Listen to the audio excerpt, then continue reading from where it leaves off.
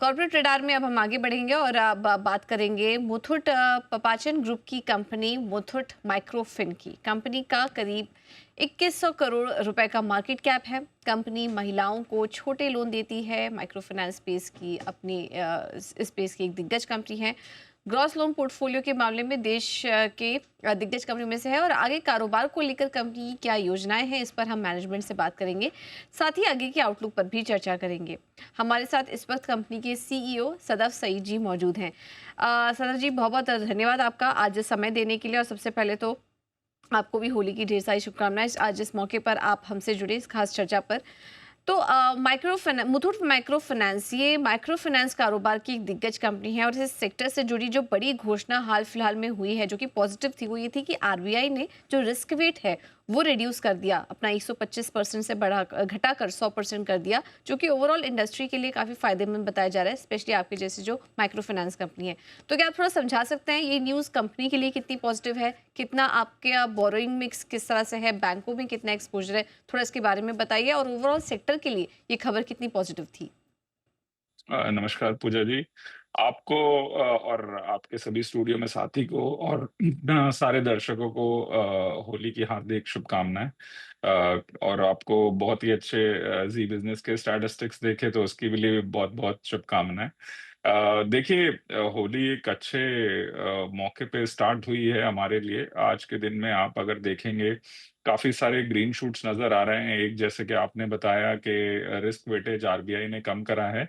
जो पहले भी रिस्क वेटेज आरबीआई ने नवंबर में बढ़ाया था, एक 100% से 125% जब करा था, तब माइक्रो फाइनेंस बिज़नेस को उससे अलग रखा गया था, वो अनसिक्योर्ड बिज़नेस के लिए करा गया था। तो डायरेक्टली माइक्रो फाइनेंस को हटाने में कुछ इम्पैक्ट नहीं हुआ है, बट अगर आप ब्रॉडली देखें पूरे उसको, तो काफ़ी फ़ायदा होगा, क्योंकि एक तो इसकी वजह से बैंकों में रिस्क वेटेज अनसिक्योर्ड लोन के लिए कम होगी, उसमें बैंकों के पास अधिक कैपिटल अवेलेबल होगी और लेंडिंग करने के लिए, तो इससे लिक्विडिटी बहुत इम्प्रूव होगी।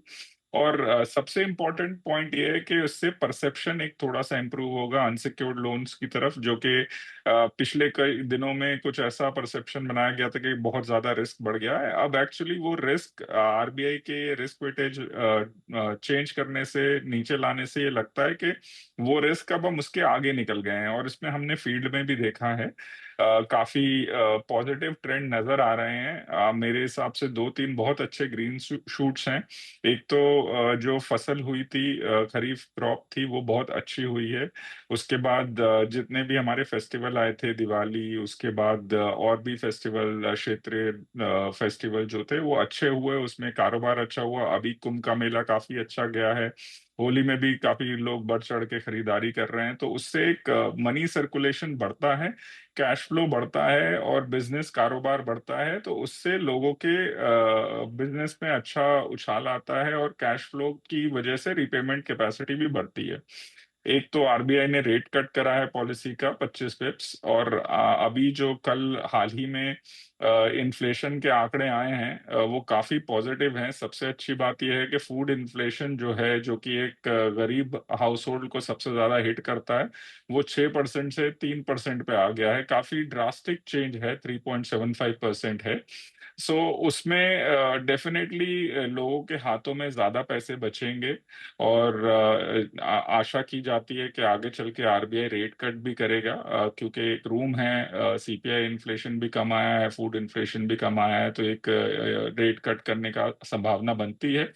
तो उससे ब्याज दरें कम होंगी और इंस्टॉलमेंट का अमाउंट घटेगा, लोगों के हाथ में ज़्यादा पैसे बचेंगे, तो रीपेमेंट में भी आसानी होगी। तो ओवरऑल मुझे काफ़ी पॉज़िटिव ट्रेंड नज़र आते हैं।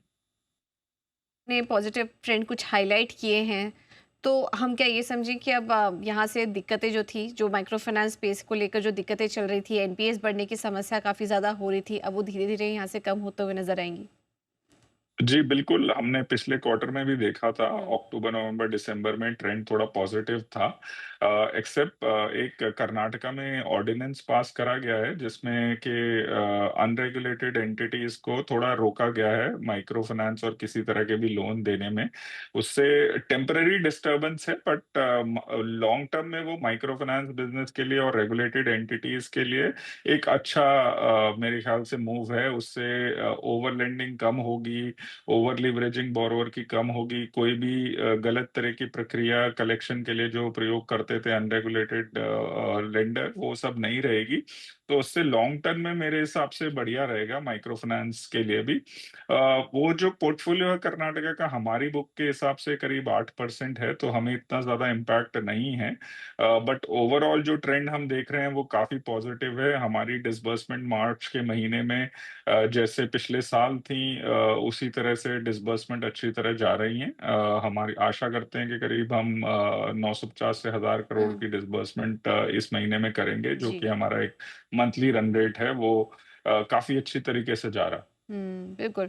सर अभी हाल ही में जो आपको ई का केवाईसी का लाइसेंस मिला है, इसके फ़ायदे क्या होंगे? कब तक फुल्ली डिजिटल ई केवाईसी आप रोल आउट करेंगे और इससे नए कस्टमर्स के अधिग्रहण में भी क्या कुछ मदद मिलेगी आपको? जी, बिल्कुल, आई थिंक पूजा जी, ये बहुत ही एक सिग्निफिकेंट हुँ, डेवलपमेंट है हमारे यहाँ। आज के दिन में जो माइक्रो फाइनेंस में क्राइसिस है या जो भी चैलेंजेस आ रहे हैं, वो ओवर लिवरेजिंग की वजह से आ रहे हैं। और ओवर लिवरेजिंग इसलिए होती है कि कस्टमर कई जगह पे जो कस्टमर अधिक लोन लेना लेना चाहते हैं, वो कहीं पे कोई आईडी दे देते हैं, कहीं पे कोई आईडी दे देते हैं केवाईसी के लिए, कहीं पे वोटर आईडी दे दिया, कहीं पे आधार दे दिया।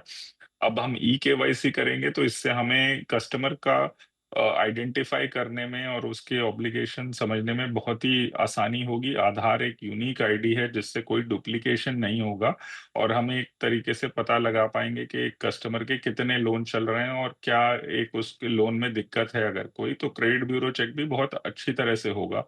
सो ये एक बहुत अच्छा मूव है। हमें अंडरराइटिंग में और हमें एक बोरोवर की पूरी समीक्षा करने में बहुत आसानी होगी इससे।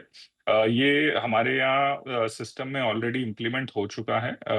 इनफैक्ट जो आजकल डिसबर्समेंट हो रहे हैं वो ई केवाईसी के थ्रू ही हो रहे हैं और आगे चल के भी हमारे डिसबर्समेंट जो है ई केवाईसी के थ्रू होंगे।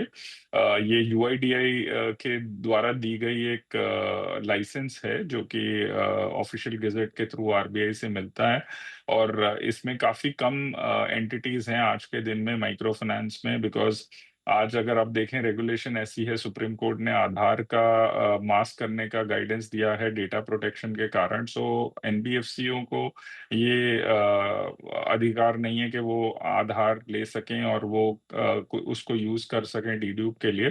बट उसको यूज़ करने के लिए ये स्पेसिफिक लाइसेंस दिया गया है। आज के दिन में एमएमएफआई में सिर्फ 3-4 ऑर्गेनाइज़ेशन हैं जिनके पास ये है। मुझे खुशी होती है बताते हुए मुथूट माइक्रोफिन एक उनमें से ऑर्गेनाइजेशन है। तो ये डेफिनेटली हमें कस्टमर का सिलेक्शन करने में और कस्टमर को आइडेंटिफाई करने में आसानी करेगा। ऊपर से हमने जो कस्टमर की पूरी जर्नी बनाई है, वो डिजिटल जर्नी बनाई है, जो कस्टमर का ऑनबोर्डिंग होता है, उसका अंडरराइटिंग होता है, डिसबर्समेंट होता है, सब कलेक्शन होता है, सब डिजिटल होता है। तो ये उस डिजिटल जर्नी में भी हेल्प करेगा। हम ई केवाईसी डिजिटली कर पाएँगे जिसमें कि फिजिकल डॉक्यूमेंटेशन की ज़रूरत नहीं पड़ेगी, तो काफ़ी बिज़नेस को भी स्मूथ करने में आसानी होगी। मुझे लगता है हमारा टर्न अराउंड टाइम जो आज के दिन में 4 दिन है लोन देने का, वो कम से कम घट के 3 दिन आ जाएगा। तो इस ई-केवाईसी से काफ़ी सुविधाएँ होंगी बोरोवर को भी और हमारी कंपनी को भी। ई केवाईसी से बड़ी काफ़ी सुविधा और फ़ायदा मिलने की बात की जा रही है कंपनी की तरफ से। ऑलराइट, सदर जी बहुत-बहुत धन्यवाद आपका आज समय देने के लिए और इस चर्चा में हमारे साथ जुड़ने के लिए और आगे की ग्रोथ आउटलुक पर भी हमारे साथ चर्चा करने के लिए।